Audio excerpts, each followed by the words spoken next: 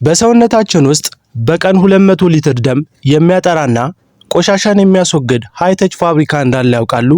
አዎ፣ ስለ ኩላሊታችን ነው የምናወራው። ይህ ፋብሪካ እኛ ሳናቀው በየሰከንዱ ደማችንን ያጠራል፣ የሰውነታችን የፈሳሽ መጠንንም ያስተካክላል፣ እንዲሁም የደም ግፊታችን እንዳይዛባ ቁልፍ ሚና ይጫወታል። ነገር ግን አንድ አሳሳቢ እውነት አለ። ብዙዎቻችን ይህንን ውድ ማሽን በተገቢው እንክብካቤ ፈንታ ባልተመጣጠነ ምግብና በኬሚካሎች አጥቅተን ለከፍተኛ አደጋ እናጋልጠዋለን። የኩላሊት ህመም አደገኛነቱ ምልክት ሳያሳይ በዝምታ መጥቶ አንድ ቀን ስራ ማቆም ነው። ዛሬ የምስራች ይዤላችሁ መጥቻለሁ። ኩላሊታችን መጎዳት ብቻ ሳይሆን ተገቢውን ግብዓት ካገኘ ራሱን የማደስ ድንቅ ተፈጥሮ አለው። በዛሬ ቪዲዮአችን ላይ ኩላሊታችን እንደ አዲስ የሚያደርጉ 5 ድንቅ ምግቦችን፣ እነዚህ ምግቦች ከሌላው ለየት ባለ መልኩ እንዴት በሳይንሳዊ መንገድ እንደሚሰሩ፣ በቀላሉ በቤታችን ውስጥ እንዴት አዘገጃጀታቸው መውሰድ እንዳለብን በዝርዝር እናያለን። ይህ መረጃ ምናልባት የራስዎን ወይም የሚወዱትን ሰው ህይወት ሊታደግ ይችላል። ሰላም ጤና ይስጥልኝ። እንኳን ወደ ጤና ማህደር በሰላም መጣችሁ። አሁን ወደ ዝርዝሩ እንለፍ። ወደ ዝርዝሩ ስንገባ መጀመሪያ የምናየው ምግብ ምናልባት በየቀኑ በኩሽናችን ውስጥ ያለ ነገር ሊሆን ይችላል። ነገር ግን ለኩላሊት ያለው ፋይዳ እጅግ አስገራሚ ነው።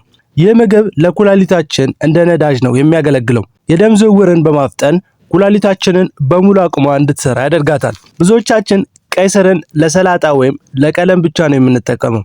ነገር ግን ለኩላሊት ያለው ለየት ያለ እይታ ይሄውላችሁ። ቀይ ስር ናይትሬት የተባለ ንጥረ ነገር በከፍተኛ መጠን ይዟል። ይህ ንጥረ ነገር ወደ ሰውነታችን ሲገባ ናይትሪክ ኦክሳይድ ወደ ተባለ ጋዝ ይቀየራል። ይህ ጋዝ ደግሞ የደም ስሮችን የማስፋት አስደናቂ አቅም አለው። ለኩላሊታችን ያለው ጥቅም ደግሞ ኩላሊታችን ደም ለማጥራት ከፍተኛ የደም ግፊት ፍሰት ያስፈልጋታል። ቀይ ስር የደም ስሮችን በማስፋት ደም በቀላሉ በከፍተኛ መጠን ወደ ኩላሊት እንዲፈስ ያደርጋል። ይህ ማለት ኩላሊታችን ያለምንም ድካም ቆሻሻን በፈጣን እንድታስወግድ ይረዳታል ማለት ነው። በቀላል አማርኛ ለኩላሊታቸው የጽዳት ሰራተኛ እንደመቅጠር ማለት ነው። ጥሬውን በመፈቅፈቅ በሰላጣ መልክ ወይም ደግሞ ጠዋት በባዶ ሆድ ግማሽ ብርጭቆ ጭማቂ መጠጣት ለኩላሊት ማጣሪያነት ተመራጭ ነው። ቀይ ስር የደም ፍሰቱን ካስተካከልን በኋላ ቀጣዩ ተግባር ኩላሊታችን ውስጥ የተጠራቀሙ ዝገቶች ወይም መርዛማ ነገሮች መውጋት ነው። ለዚህ ደግሞ በዓለም ዙሪያ በየቤቱ የሚገኝ ነገር ግን ለኩላሊት ያለው ጥቅም በሚገባ ያልተነገረን አንድ ትልቅ ተዋጊ አለን። ይህም ነጭ ሽንኩርት ነው።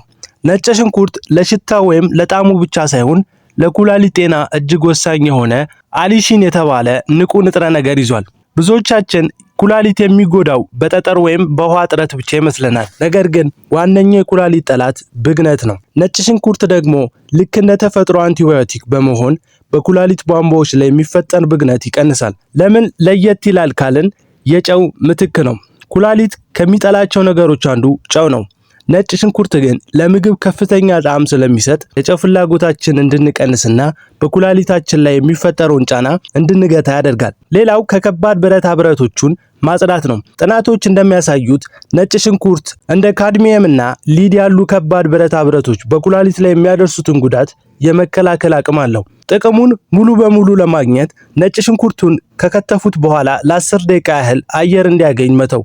ይህ አሊሲን የተባለው ንጥረ ነገር እንዲነቃቃ ያደርጓል። ከዚያም በምግብ ውስጥ መጨመር ወይም በትንሹ መዋጥ ይቻላል። እስካሁን የደም ፍሰትና የውስጥ ብግነት የሚከላከሉ ምግቦችን አይተናል። አሁን ደግሞ ኩላሊታችን ከእርጅና ከሴል መሞት የሚታደጉ ጣፋጭ ግን ደግሞ እጅግ ኃይለኛ የሆኑ ተከላካዮች እናያለን። እነዚህ ትናንሽ ፍሬዎች ለኩላሊት ያላቸው ጉልበት ያስገርማቸዋል። ምናወራው ስለ እንጆሪ ወይም ብሉቤሪ ወይም ደግሞ ክራቤሪ ስናወራ ስለ ጣፋጭነት ብቻ አይደለም። ለኩላሊት ሲባል እነዚህ ፍራፍሬዎች አንቲኦክሲዳንት ፓወርሃውስ ወይም የጸረ ኦክሳይድ ክምችቶች ናቸው። ለምን ለየት ይላሉ ካልን ኩላሊት ደም ስታጣራ ኦክሲዴቲቭ ስትረስ የተባለ ዝገት መሰል ሂደት በሴሎቿ ላይ ይፈጥራል። ቤሪዎች ውስጥ የሚገኙት አንቶሲያኒን የተባሉ ንጥረ ነገሮች ልክ እንደ እሳት አጥፊ ሆነው ያገለግላሉ። በኩላሊት ሴሎች ላይ የሚቃጣውን ጉዳት ቀድመው ይከላከላሉ። ብዙ ፍራፍሬዎች እንደ ሙዝ ለኩላሊት በሽተኞች አይመከሩም፣ ምክንያቱም ፖታሲየም ይበዛቸዋል። ቤሪዎች ግን ለኩላሊት በጣም ደህንነታቸው የጠበቀ ፍራፍሬዎች ናቸው። በተለይ ክራንቤሪ ባክቴሪያዎች በሽንት ቧንቧ በኩላሊት ግድግዳ ላይ እንዳይጣበቁ በማድረግ የኩላሊት ኢንፌክሽንን ይከላከላሉ። በቀን አንድ እፍኝ የሚሆን ትኩስ ቤሪዎች መመገብ ወይም ከስሙስ ጋር ቀላቅሎ መጠጣት ኩላሊታችሁን በየቀኑ ሪፍሬሽ ለማድረግ ይረዳል። እስካሁን ያየናቸው ምግቦች ኩላሊትን የሚከላከሉና የሚያነቃቁ ናቸው። አሁን ደግሞ የምንከተለው ምግብ ግን ኩላሊታችሁ ስራ በዝቶባት በምትጨነቅበት ጊዜ ሸክሟን ቀሏት እፎይ እንድትል የሚያደርግ እውነተኛ ረዳት ነው። በተለይ የፖታሲየም መጠንን ለሚፈሩ ሰዎች ይህ ምርጥ መፍትሄ ነው። ጎመን በኩሽናችን ውስጥ ሁልጊዜ ቢኖርም ለኩላሊት ያለው ልዩ ጥቅም ግን ብዙዎቻችን አንረዳውም። ጎመን ለኩላሊት ሱፐር ፉድ ነው ቢባል ማጋነን አይሆንም። ለኩላሊት ህመምተኞች ትልቁ ፈተና ፖታሲየም ነው። ኩላሊት ሲደክማት ፖታሲየም ማስወገድ ስለሚያቅታት በሰውነት ውስጥ ተከማችቶ ልብን አደጋ ላይ ይጥላል። ጎመን ግን በሚያስደንቅ ሁኔታ ዝቅተኛ ፖታሲየም ያለው አትክልት በመሆኑ ለኩላሊት እጅግ ደህንነቱ የጠበቀ ምግብ ያደርገዋል። ቪታሚን ኬ የደም መርጋት በማስተካከሉም በላይ የኩላሊት ቧንቧዎች እንዲጠናከሩ ይረዳናል። ጎመን ውስጥ ያለው ንጥረ ነገሮች በሰውነታችን ውስጥ ያሉ ነፃ አውጪ የሚባሉ መርዛማ ህዋሳትን በመሰባበር የኩላሊት ስራ ያቀልላሉ። እነዚህ ለሰውነት በሽታ የመከላከል አቅም ወሳኝ ሲሆኑ ጎመን ውስጥ ግን ለኩላሊት በማይከብዱ መልኩ ተመጣጥነው ይገኛሉ። ጎመንን ሳያበዙ በማብሰል ወይም በሰላጣ መልክ መመገብ ይቻላል። በተለይ ለኩላሊት ጤና ተብሎ ሲታሰብ ሳይበስል በጥሬው በትንሹ መመገብ ንጥረ ነገሮቹ እንዳያጡ ይረዳዋል። እስካሁን የደም ፍሰት ብግነትና የሴል ጤናን አይተናል። አሁን ደግሞ ወደ መጨረሻውና እጅግ ወሳኝ ወደ ሆነው ነጥብ እንለፍ። ይህ ምግብ ኩላሊታችሁን ውስጥ ድንጋይ ወይም ጠጠር እንዳይፈጠር የሚከላከል ከመሆኑ በላይ በውስጡ ያለውን አስፈላጊ ክምችት ጠራርጎ የሚያወጣ እውነተኛ የጽዳት ባለሙያ ነው። ሎሚን ለሻይ ወይም ለጁስ ብቻ የምትጠቀሙ ከሆነ ለኩላሊታችሁ የሚሰጠው ትልቅ ጥቅም ያያጣችሁ ነው። ሎሚ ለኩላሊት ጤና እጅግ አስፈላጊ የሆነው ስትሬት የተባለ ንጥረ ነገር ምንጭ ነው። የኩላሊት ጠጠር የሚፈጠረው በሽንት ውስጥ ያሉ ማዕድናት ተከማችተው ክሪስታል ሲሰሩ ነው። ሎሚ ውስጥ ያለው ስትሬት ግን እነዚህ ማዕድናት እርስ በርሳቸው እንዳይጠባበቁና ጠጠር እንዳይሰሩ ማገጃ ሆኖ ያገለግላል። ሎሚ ምንም እንኳን አሲዳማ ቢሆንም ወደ ሰውነት ከገባ በኋላ ሽንታችን ይበልጥ አልካይን እንዲሆን ያደርገዋል።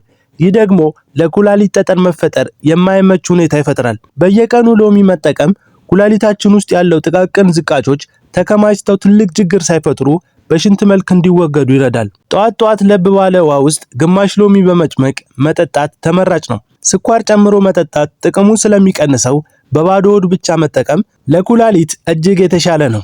እንግዲህ ተመልካቾቼ ቪዲዮን ከመጨረሳችን በፊት አንድ ነገር ላስታውሳችሁ። ብዙ ጊዜ ለቤታችን፣ ለስልካችን ወይም ለመኪናችን የምናደርገው ጥንቃቄ ያህል ለራሳችን ውስጣዊ አካላት እናደርገው። መኪና ዘይት ካልቀየረለት እንደሚቆመው ሁሉ ኩላሊታችንም በቆሻሻ ከተሞላች ስራዋ ታቆማለች። ነገር ግን ልዩነት እዚህ ጋር ነው። የመኪና ሞተር መቀየር ይቻላል፣ ኩላሊትን ግን በቀላሉ መቀየር አይቻልም። ዛሬ ያየናቸው 5 ምግቦች ተራ ምግቦች አይደሉም። ለሰውነታችን የምትሰጡት የፍቅር መገለጫዎች ናቸው። ጤና ማለት ውድ መድኃኒት መግዛት ሳይሆን በየቀኑ የምናደርጋቸው ጥቃቅን ምርጫዎች የምንገነባበት ሀብት ነው። ስለዚህ ዛሬውኑ አንድ ሎሚ በመጭመቅ ወይም ቀይ ስር ሰላጣ ለኩላሊታችን ምስጋና አቅርቡለት። ይህ ቪዲዮ ለአንድም ሰው ቢሆን የተሻለ የጤና ውሳኔ እንዲወስን ምክንያት ከሆነ የኔ ትልቁ ስኬት እሱ ነው። ይህ መረጃ ለአንድ ሰው ለምትወዱት ሰው ይጠቅማል ብላችሁ ካሰባችሁ አሁኑኑ ሼር አድርጉለት። ለእናንተ ቀላል ሊሆን ይችላል፣ ለሌላው ግን ትልቅ ትምህርት ነው።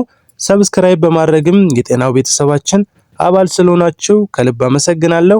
በቀጣይ ቪዲዮ እስክንገናኝ ጤናችሁ በቤታችሁ ይትረፍ። ደህና ቆዩ።